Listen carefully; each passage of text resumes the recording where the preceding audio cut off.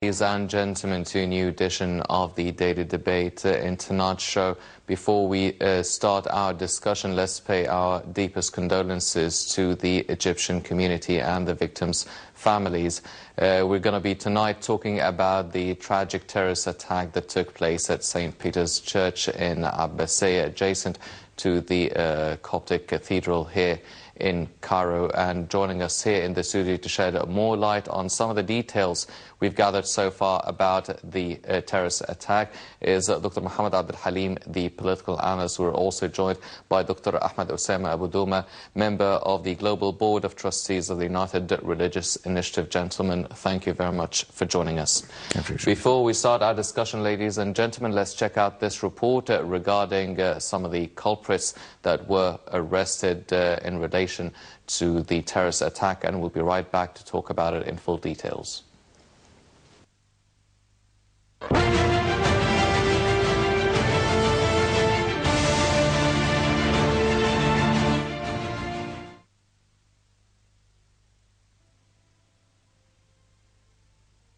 The Interior Ministry announced that those involved in Sunday's St. Peter's Chapel attack were arrested. In a statement, the Interior Ministry said that an investigative team had checked the crime scene and unveiled the criminal elements responsible for the attack.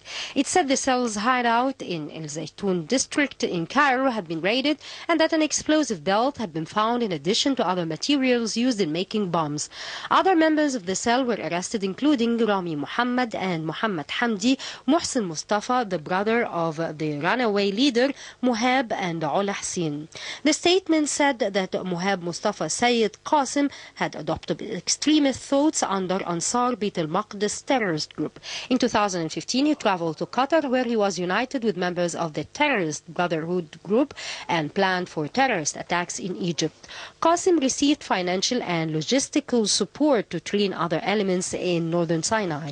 On the 5th of December, the so-called Egypt Revolutionary Council issued a statement on attacking Copts in Egypt because of their support to the state. Upon the assignment, Qasim recruited a number of elements to help him in carrying out the attacks. The statement revealed that the 22-year-old Mahmoud Shafi, the suicide bomber who tackled the church attack, had been arrested in 2014 in a protest held by the Brotherhood terrorist group while possessing a machine gun.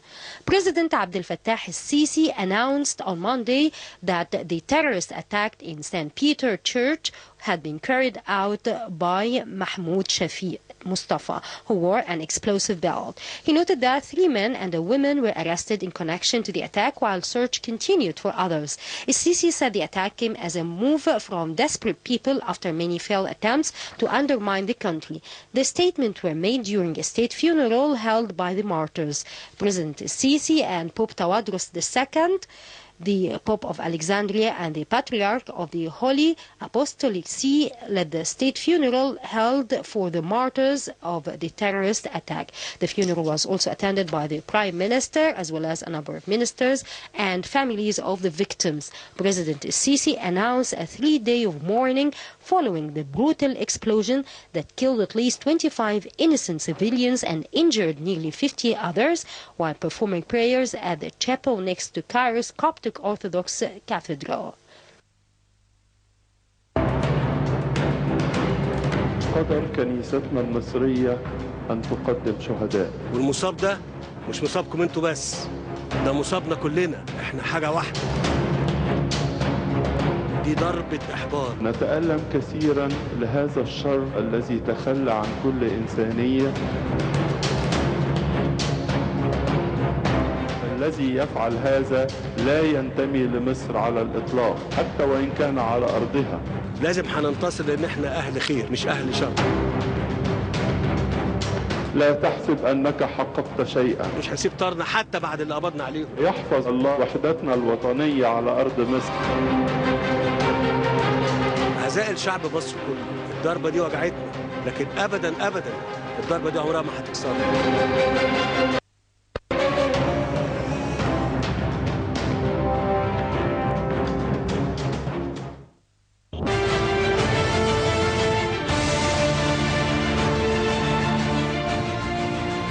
Welcome back, ladies and gentlemen, shedding more light on this heinous crime. Dr. Abdul Halim, first of all, this is not the first time the Egyptian society goes through such a terrorist attack. This really resembles very much the terrorist attack that took place at the Two Saints Church in Alexandria in 2011 on New Year's Eve. How do you read this tragedy? How do you feel the Egyptian society should read this tragedy? Right. Well, before I begin my talk actually with you, and my own commentary on the status quo, let me, represent my deep sadness and great consolation for all the Egyptians, for all the Egyptian individuals, for the Christians, for the Muslims. As much as our political leadership did say a couple of minutes ago that we are to be taken as one organic whole, actually, Muslims and Christians. And no matter how devastating the act would seem to be at the very beginning, no matter how dismantling and very much bloodshedding and how much atrocities, the whole tragic situation of the scattered remnants, actually, of our Christian brothers at St. Peter's Church, actually, and the devastating act and the sentimental influence that would leave its deep impact on almost every single individual Egyptian, I would say Egyptian, not Muslim or even Christian, because as I've just mentioned, we are just one unity to be taken as one organic whole.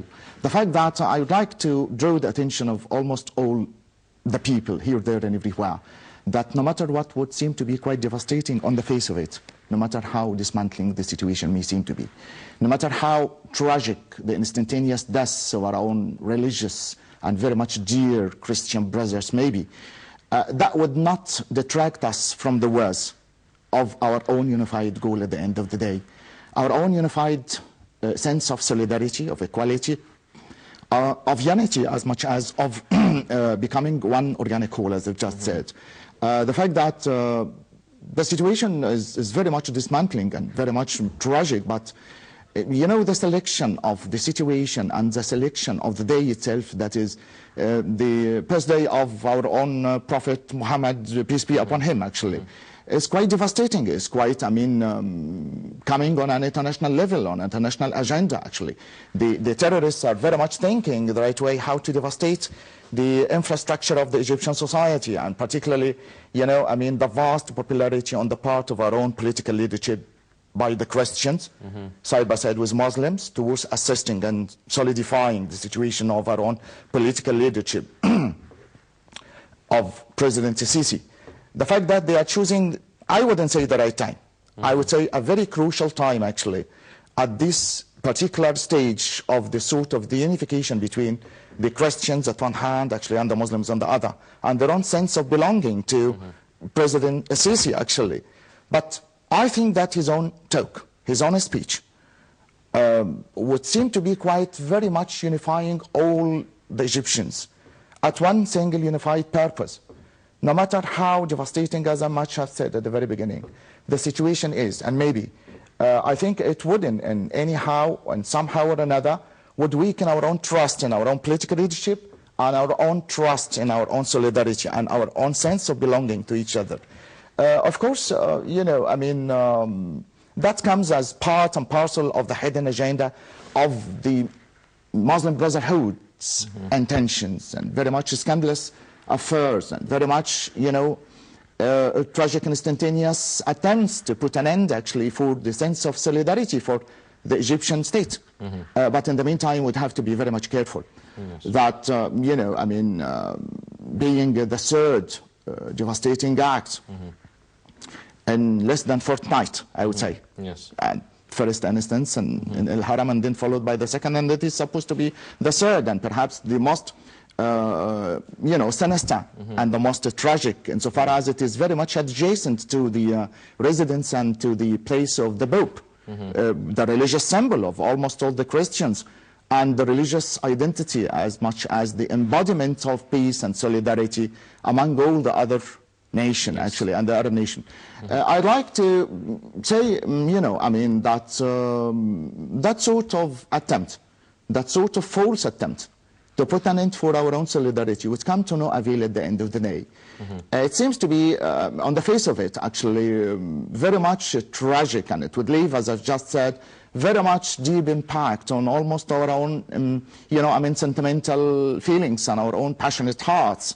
But in the meantime, I think that they are martyrs in the real sense of the word.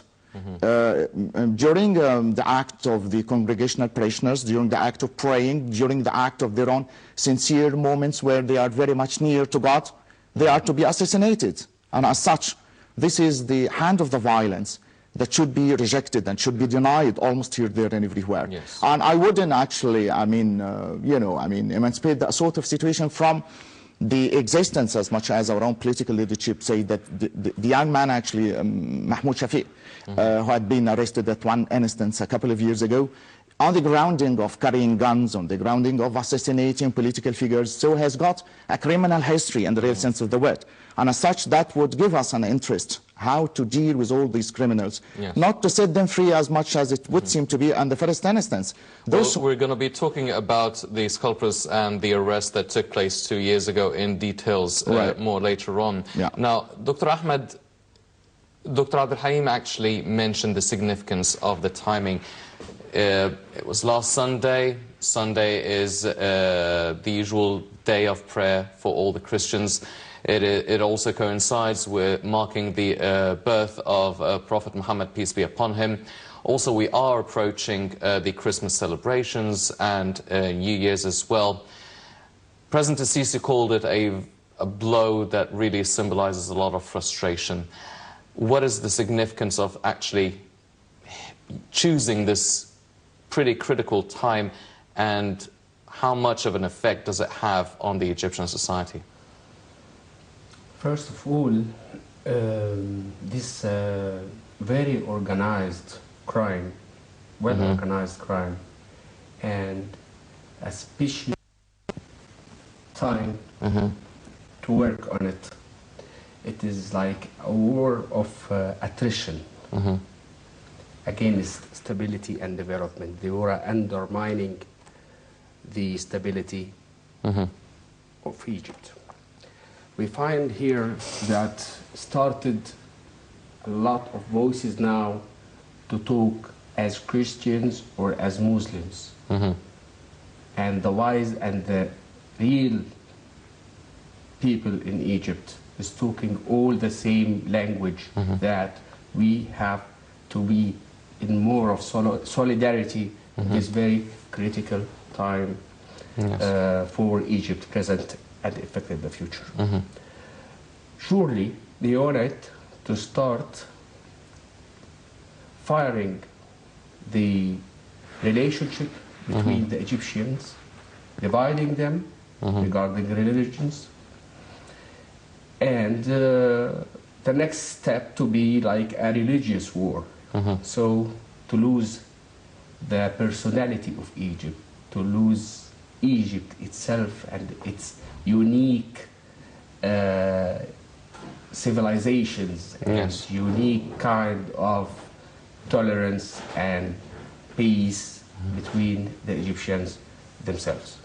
So these criminals, they are getting benefits from these kind of crimes, and it will not be the last one. We predicted that maybe they will do more, because their plan is really open, it's not hidden. They are working on destroying and undermining the stability and development of Egypt.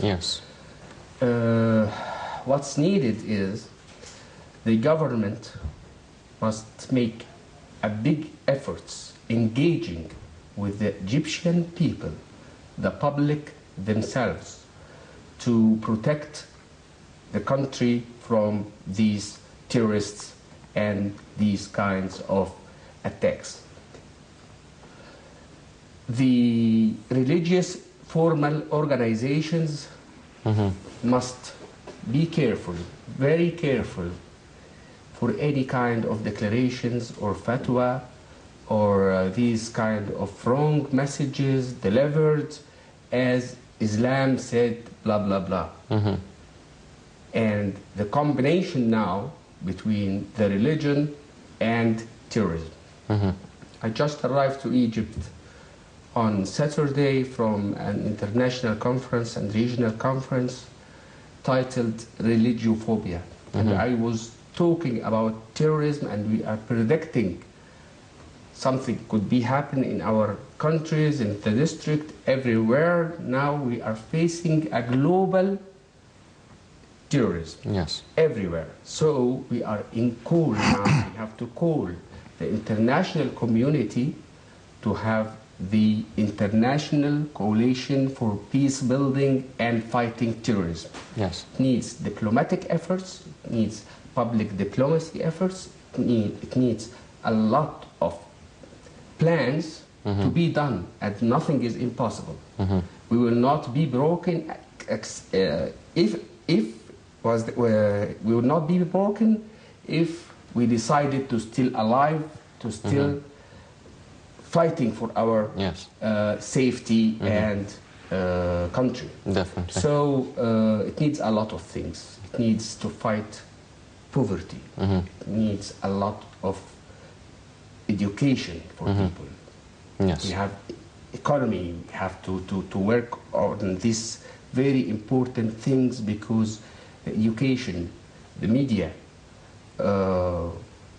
the economy are playing a very important role, and for sure the religious messages from these groups who are using the history and in different stories and convincing people that they will kill innocent human beings and they will gain the blessing of God. So this brainwashing is very dangerous. Yes. So it needs a lot of efforts. We need to work with plans, with actions, with engagement between the civil society, the government, and to stay working on keeping our country, Egypt. Yes. Egypt is different. Egypt has no extremist ideas. It's not from here. It's adopted from other countries, but with a lot of funds working with religious for a political interests. Yes, definitely.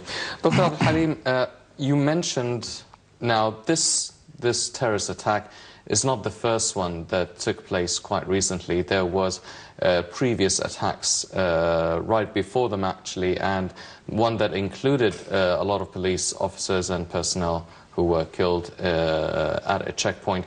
Now, if such an incident took place a few days before the terrorist attack and the bombing at St. Peter's Church, why were we not ready? Why were we not really cautious enough or prepared enough to protect such important institutions such as churches and mosques and government installations and buildings?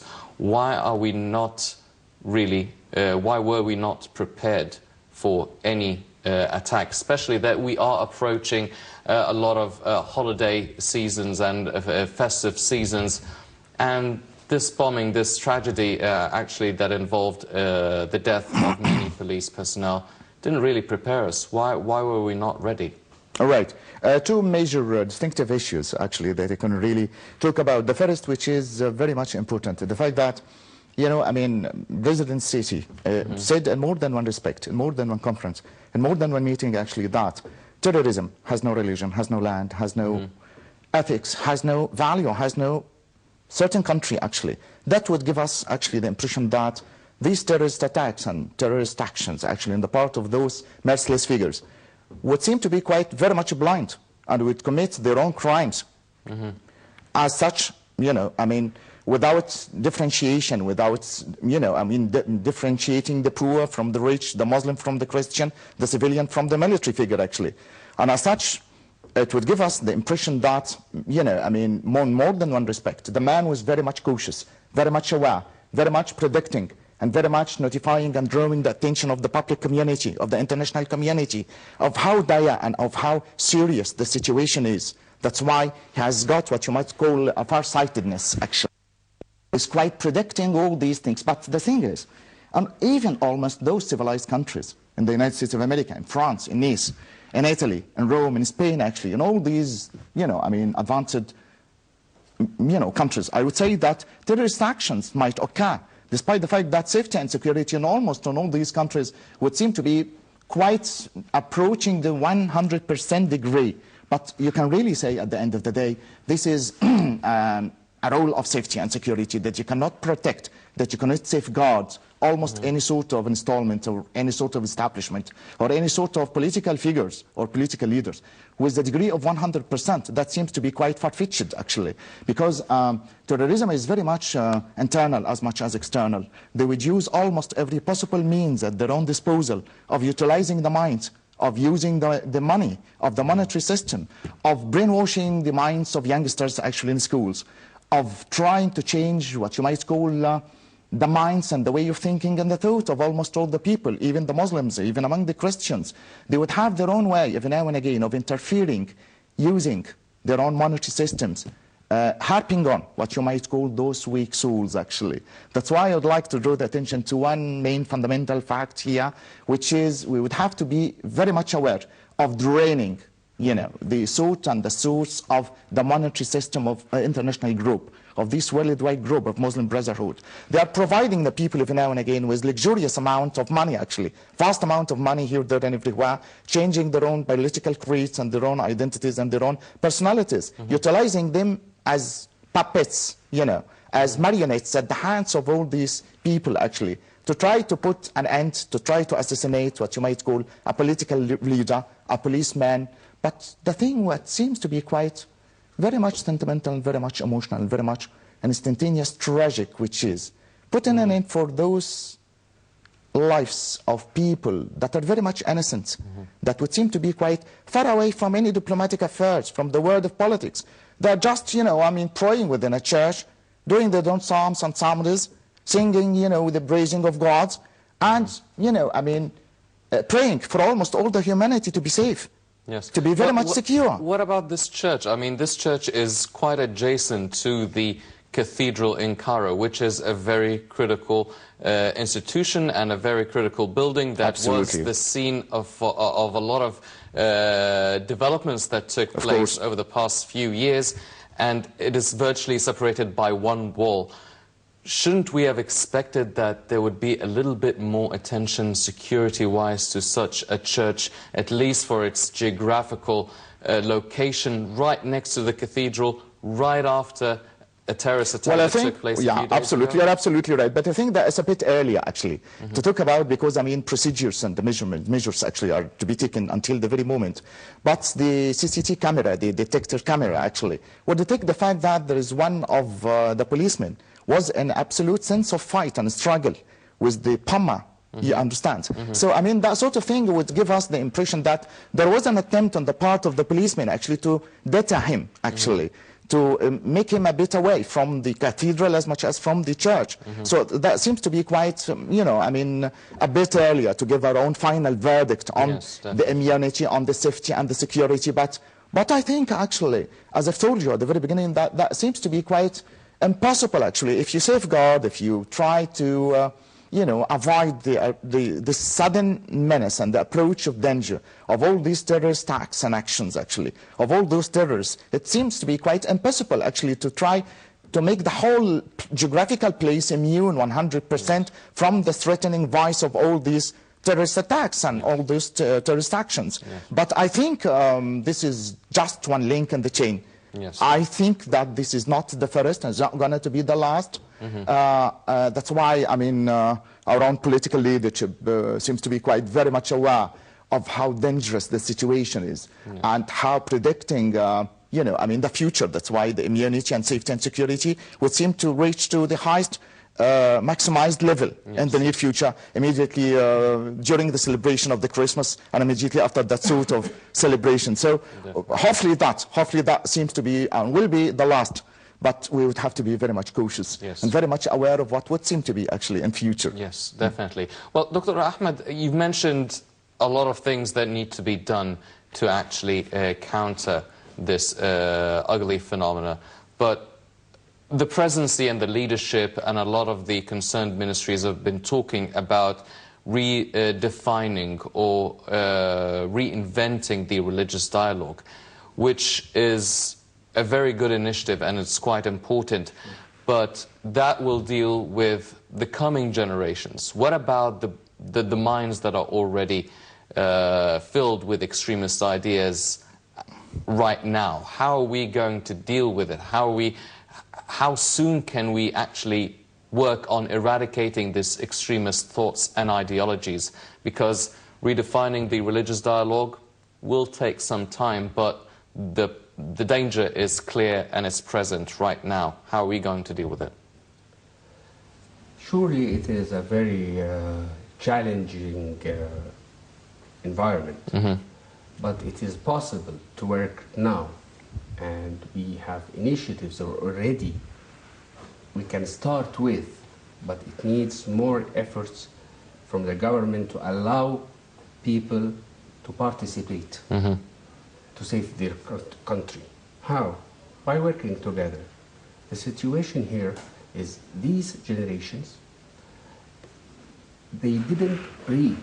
And we have more than 40% of the public literacy. Yes. And we have a lot of people graduated, but they didn't even read. So they are just listening to words or on the internet, just get information without knowing what's the reference and the background of these things. So what's needed is working together. Get the people together in action. I'm talking on the ground now. It's not just words or lecture to read, to deliver, but it needs to work together. And we have programs for TOT with the teachers themselves in the schools, and bring intellectuals who are not, surely must be from the religious association, but they have mind and they have things to say in the right direction, to guide the people for love. Love, if you are a believer in God, you must have love. No love, as Prophet said, and with Christianity, Allah, Mahabba, Allah. God is love.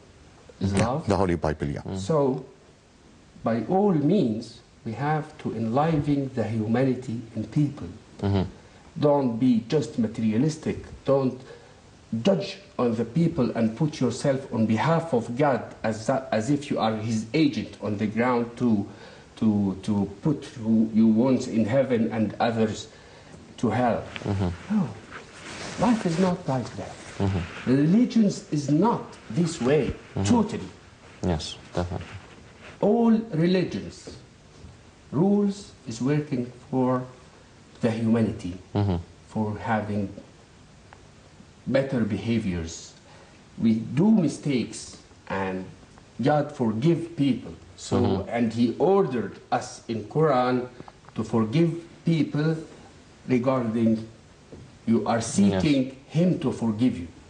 So forgiveness, not saying that you have to kill. If you kill one person, as if you killed all people. This is in Quran.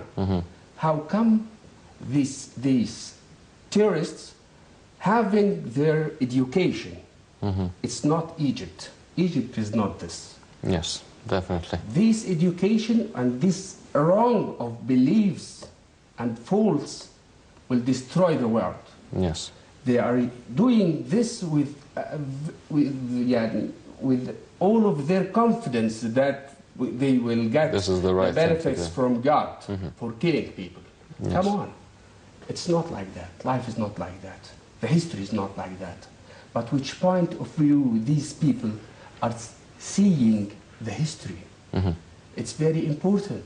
Yes. You will see the positive things or you will look to the negative things. This will define which way you will gonna go.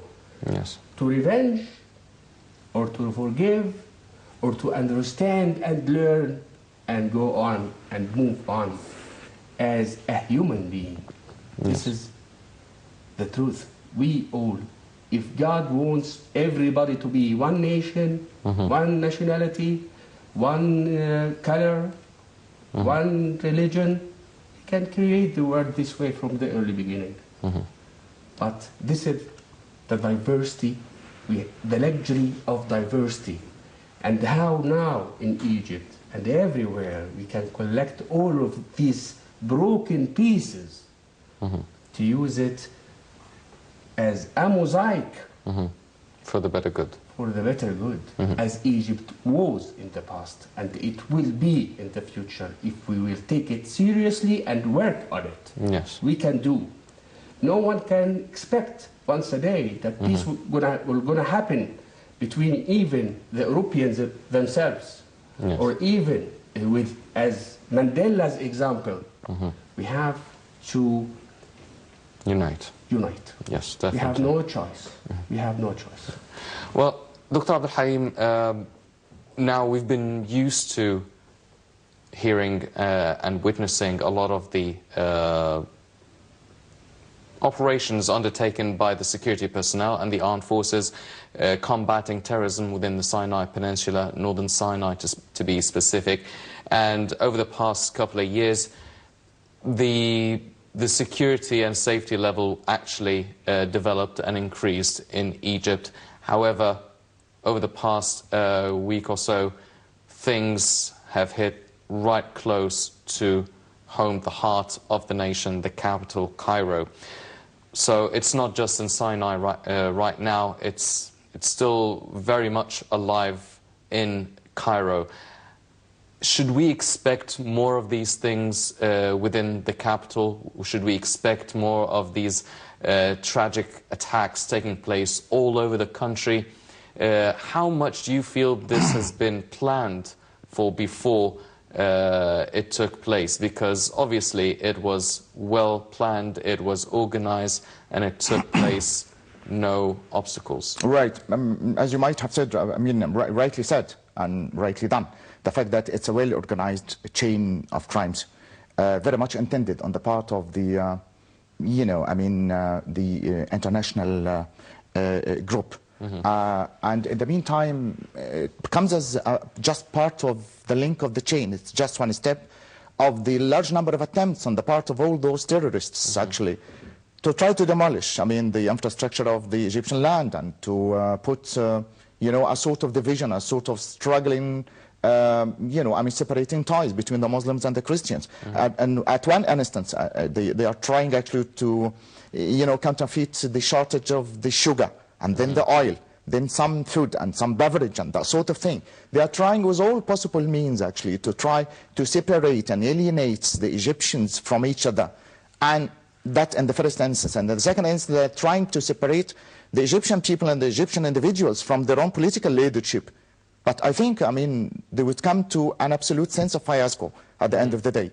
Anyhow, when they are discovering, given the fact that that sort of thing would seem to be quite impossible for the Egyptian solidarity, now then that they're trying to put borderlines between, the Muslims and the Christians, and trying to devastate a large number of marches, as much as it has been precipitated in that way.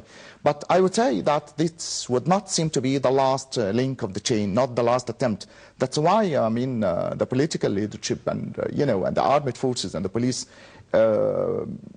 would use almost every suitable chance in the near future to try to detect, to forbid, and to avoid any sort of future terrorist attack in any conceivable respect.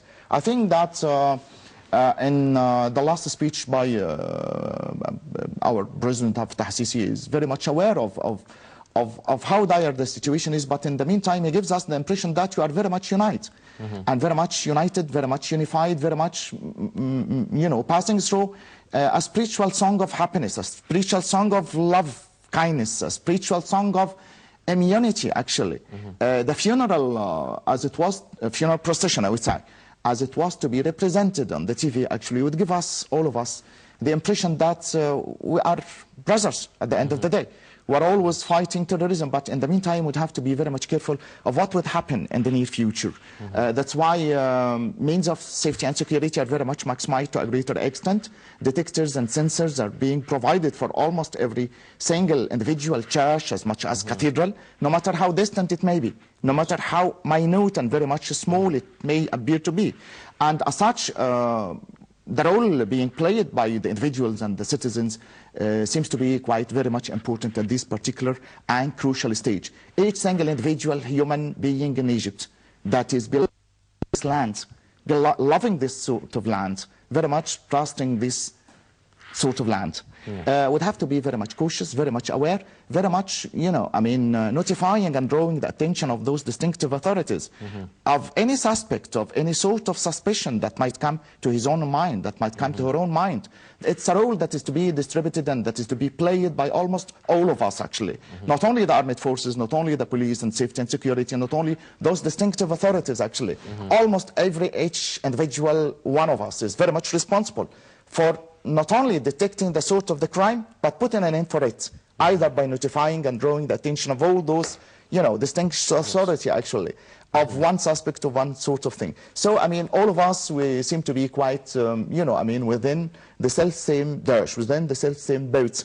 And each single individual human being on this land may be very much responsible, actually, for the safety and security, not only of his own family members, but almost, each single individual of the whole community of the Egyptian country. Definitely. Yeah.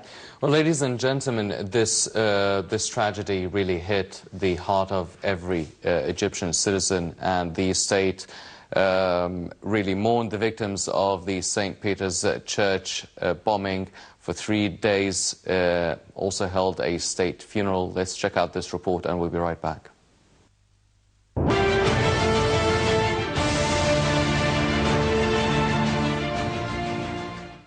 Several states and world organizations have condemned the church bombing in Cairo and offered condolences to Egypt through official statements, either from home or via their embassies in Cairo.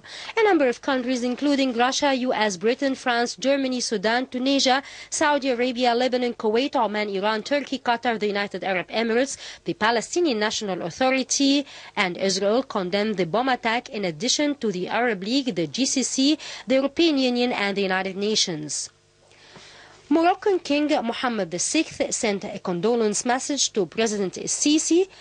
President of the Belarusian President Alexander Lukashenko also sent a similar message expressing support to Egypt in the fight against terrorism.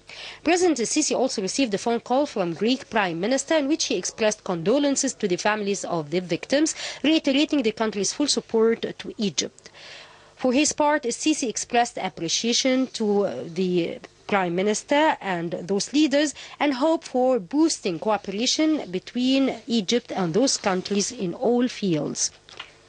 Meanwhile, Sudan expressed sincere condolences to Egypt and the families of the victims. It reiterated full solidarity and support for Egypt's efforts to preserve security and safety of its citizens in the face of the terrorist and criminal acts. Saudi Arabia also condemned in the strongest words the terrorist bombings and said such cowardly act is deplorable by Islam and all religions, as it contravenes the human values and principles and international conventions, while offering condolences to the families of the victims as well as to the Egyptian government and people.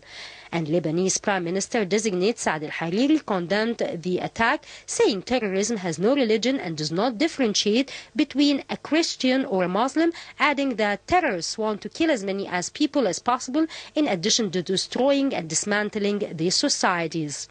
Meanwhile, Palestinian President Mahmoud Abbas condemned the attack in a letter to President Sisi, expressing deep grief and condolences to the victims of the bombing.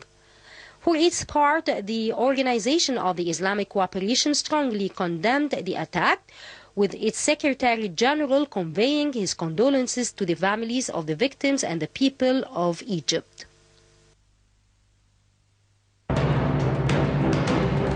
قدر كنيستنا المصرية أن تقدم شهداء. والمصاب ده مش مصابكم انتوا بس، ده مصابنا كلنا، احنا حاجة واحدة. دي دي ضربة إحباط. نتألم كثيرا لهذا الشر الذي تخلى عن كل إنسانية. الذي يفعل هذا لا ينتمي لمصر على الإطلاق حتى وإن كان على أرضها. لازم هننتصر لأن احنا أهل خير مش أهل شر. لا تحسب أنك حققت شيئا. مش هنسيب طارنا حتى بعد اللي قبضنا عليهم. يحفظ الله وحدتنا الوطنية على أرض مصر. أعزائي الشعب مصر كله، الضربة دي وجعتنا، لكن أبدا أبدا الضربة دي عمرها ما هتكسرنا.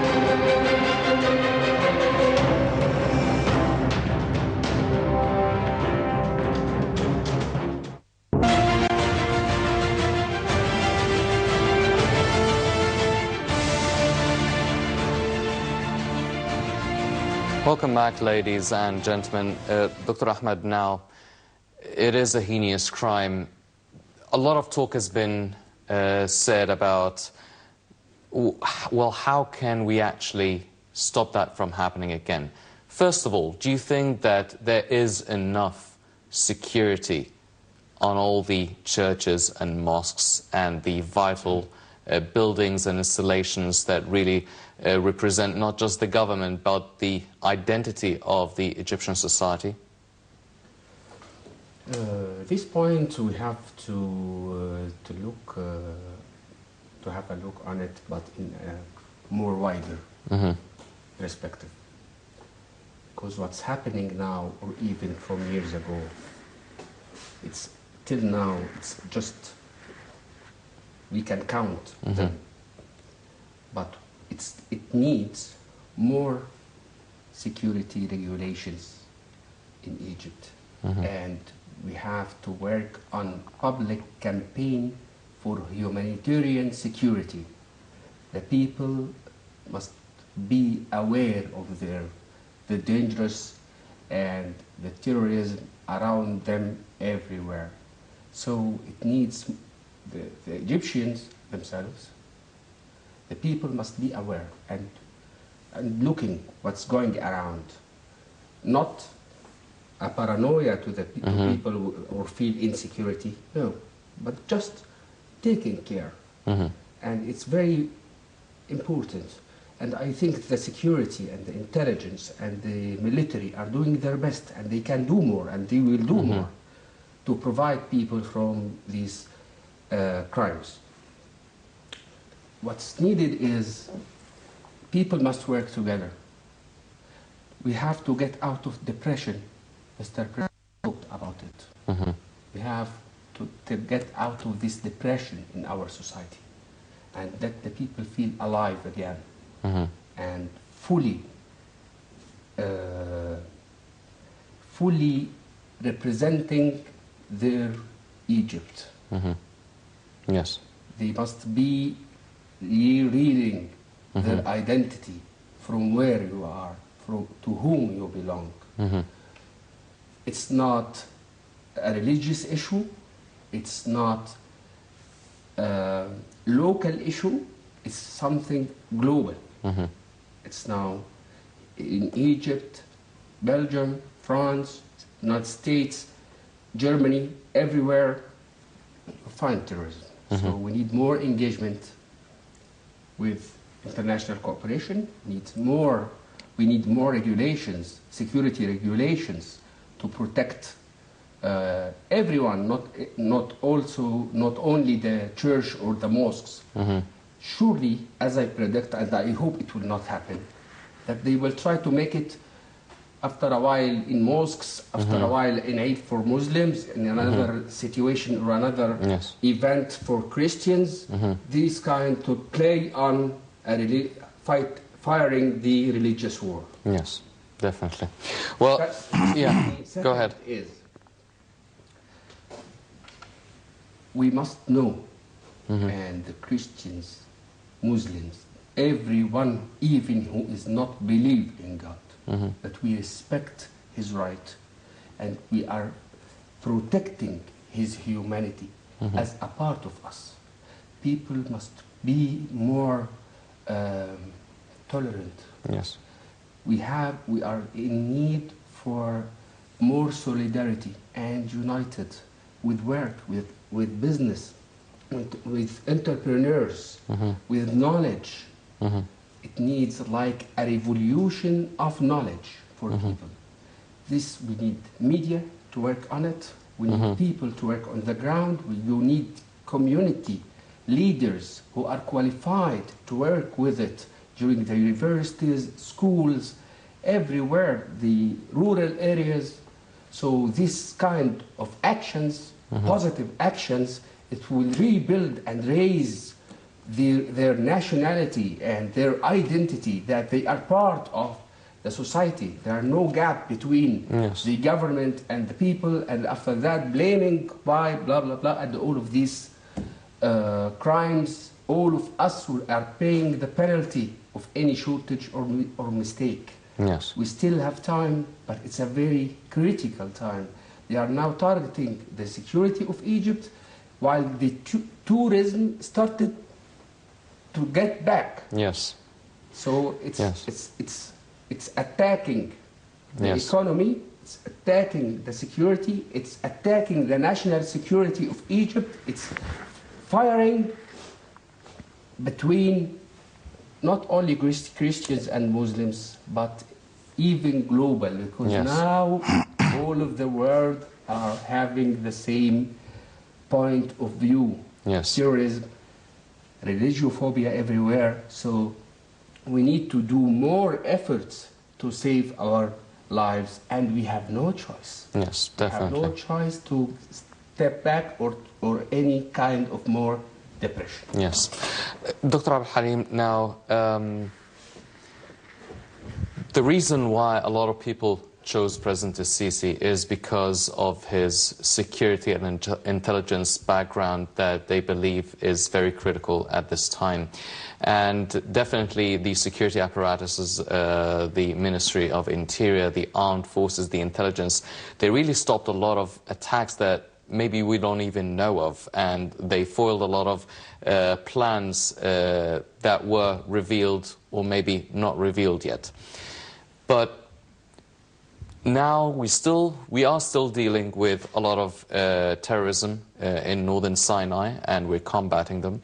And now we're dealing with combating terrorism at the heart of the nation, in the capital, Cairo. Do you feel that we still need to do a whole lot more? Do you feel that we need to rethink or develop or change our security approach to tackle with such attacks and maybe future attacks as well? Right. Absolutely right. The fact that apart from the educational and instructional learning about, changing the minds and the rules and the organizational, educational aspects of the youngsters, apart from all these cultural attitudes, actually, I'd like to focus the zoom of the camera on one fundamental issue, which is criminology and penology, actually. Criminology and penology, crime and the penalty. Now we have got a certain crime, and the crime seems to be quite very much dire. The price that is to be paid is very much dear, very much expensive one indeed, which is man's own life. As such, we would have to maximize the sort of the penalty. That's why I would seek, I would induce all the distinctive parliamentary figures of our own, of our own representative figures, actually, to try to change the law of the criminal, attitudes, and they change the criminal law impact so much so that it may be quite very much equal to what you might call the sort of the crime that is to be perpetrated. You still remember, the case of Adel Habbara, actually. The terrorist that did Is it related? Is this, do you feel that such an attack is maybe a response to the verdict, the sentence that was passed on him? Well, I would like to say that the postponing, actually, of the judgment and the verdict on the criminals of the sort of the kind Adel Habbara is, and those Mahmoud Shafi and all the other figures are, would seem, I have no any sort of comment on the judiciary. I'm not giving my own final commentary on the final verdict on the part of all those venerable judges. But what I would like to draw the attention to is to try to, change the sort of the weakness through the aid of which all these verdicts are to be given. I see why it would take actually for about 3 years to give your own final verdict on Adel Habara from Abu Ghbir Sharqiya. The man who was very much witnessed and very much picked up as a criminal. In criminology and penology would say that confession is very much proof of doing the actions. You know. So well, Dr. Abdul Halim, you mentioned the fact that actually Mahmoud Shafiq, we are running out of time, but one final question. Mahmoud Shafiq was actually arrested a few years ago. Yes, before. And now he was let go, and now we paid the price for his release. Yeah. How do you explain that? Did he have a good lawyer? Is it a judiciary decision? How do you explain this? Well, I'm not calling actually for what you might call a military law.